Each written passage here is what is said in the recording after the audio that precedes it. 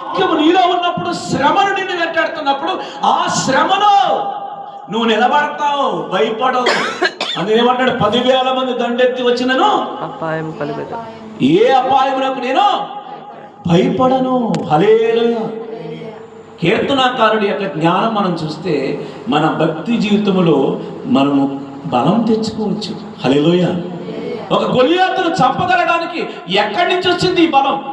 మీరు ఆలోచించండి. తన మేపుతున్న గొర్రెలలో ఇదిగో సింహము పట్టుకెళ్ళినప్పుడు ఆ సింహాన్ని ఎలా చీల్చాడు, ఆ ఎలుగుబంటిని ఎలా చంపగలిగాడు? మీరు అర్థం చేస్తున్నారండి, దేవుని యందు భయభక్తులు కలిగిన వాడు కాబట్టి బలవంతుడు. హల్లెలూయా. దేవుని యందలి భయభక్తులు కలిగి ఉన్నాడు కాబట్టి బలవంతుడయ్యాడు. పౌలు కూడా చెప్పేది అదే, నన్ను బలపరచు అని అందు నేను సమస్తము చేస్తున్నాను. ఇక్కడ దావీదు చేసింది కూడా అదే కదా, మోసే కూడా చేసింది అదే కదా. మోసే చెప్తున్నాడు కదా, నువ్వు వెళ్ళు అన్నాడు. ఏం చేశాడు? 2 పాయలు చేశాడు. హల్లెలూయా. బండ నుండి నీళ్ళు ఇవ్వగలిగాడు. అంటే ఇది ఎలా సాధ్యం అని అంటే సాధ్యమవుతుంది, ఎందుకంటే వాగ్దానం చేసిన వాడు నమ్మదగిన వాడు. దేవుడికి స్తోత్రం కలిగిన. అందుకనే భక్తులు రాయగలిగారు ఈ పాటలు. ఏమి? నమ్మకమైన దేవుడవైనా నీవే చాలు యేసయ్యా, నేనేమయ్యున్నా ఏ స్థితిలో ఉన్నా ఇంకేమి కోరుకోనయ్యా. హల్లెలూయా. దేవుడు కూడా వెతికదా ఎవరిని వెతుకుతున్నాడైనా? నమ్మకస్తు, దేశములో నమ్మకస్తులైన వారిని ఆయన వెతుకుతున్నాడు. ఎవరిని వెతుకుతున్నాడు చెప్పండి? దేశములో నమ్మకస్తులైన వారిని ఆయన వెతుకుతున్నాడు. దేవుడికి స్తోత్రం కలిగింది. ఇంట్లో తల్లిదండ్రులు ఎవరి గురించి ఓటేస్తారు చెప్పండి? ఓటు ఎవరికి వేస్తారు?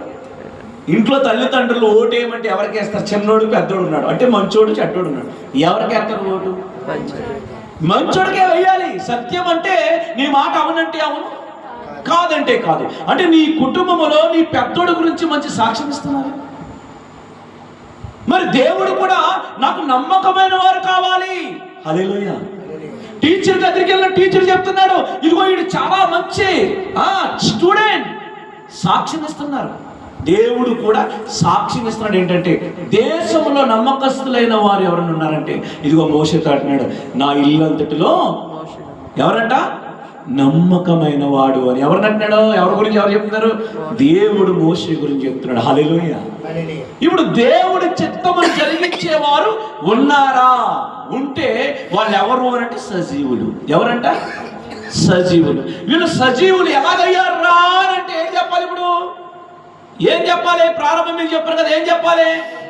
దేవుడు ప్రేమించి కుమారుని పంపించాడు, కుమారుని యందు ఏం చేశాడు? కుమారుని యందు విశ్వసించారు కాబట్టి ఏం పొందుకున్నారు? ఏం పొందుకున్నారు? నిత్య జీవానికి వారసులయ్యారు. ఇప్పుడు దేవుడిని ఎవరు స్తుతిస్తారు?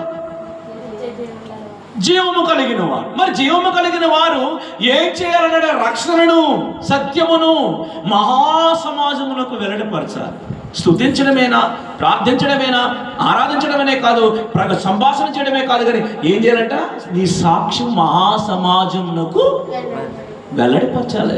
వాక్యమును కాదు, దేన్ని? నీ సాక్ష్యాన్ని. దేని చెప్పండి? సౌలుగా ఉన్నప్పుడు హింసకుడు, దోషకుడు, హానికారకుడు సాక్ష్యం. కానీ దేవుని సత్యములో ఉన్నప్పుడు సత్యమును గురించి, రక్షణను గురించి వెల్లడిపరిచాడు. ఏది బలమైనదంటే